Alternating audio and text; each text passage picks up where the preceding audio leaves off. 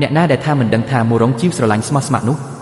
ខ្ញុំជំនួសគេរៀបការជាមួយលីងវ៉ាងថ្ងៃនេះមិនក៏មានរឿងមិនធម្មតាបែបនេះកើតឡើងទៅវិញស្វាមីភរិយាគោរពគ្នាលើកនេះខ្ញុំនឹងប្រើប្រាស់លីងវ៉ាងដែលជាដាវដ៏មុតស្រួចមួយនេះឲ្យបានល្អដើម្បីឲ្យជន់ហាវស៊ឺនិងមូរងម៉ានសងបំណុលឈាមនេះវិញសូមជូនពរឲ្យលីងវ៉ាងនិងលីងវ៉ាងហ្វីស្រឡាញ់គ្នាផ្អែមល្ហែមរស់នៅជាមួយគ្នាដល់ចាស់កោងខ្នង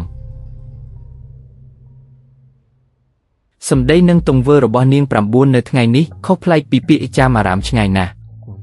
ក្នុងនាមជាអ្នករៀបការចូលក្នុងវិមានលីងវ៉ាងហើយនោះធម្មតាគឺត្រូវតែការពារកេរ្តិ៍ឈ្មោះរបស់វិមានលីងវ៉ាងហើយ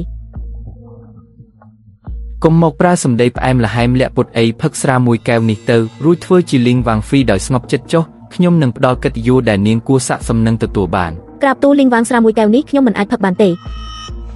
ហេតុអ្វីឬមួយគិតថារៀបការជាមួយយើងធ្វើឲ្យនាងអាក់អន់ចិត្តយើងមិនខ្វល់ថាស្រីដែលរៀបការចូលមកជាអ្នកណានោះទេខ្ញុំមានផ្ទៃពោះហើយមិនអាចផឹកស្រាបានទេ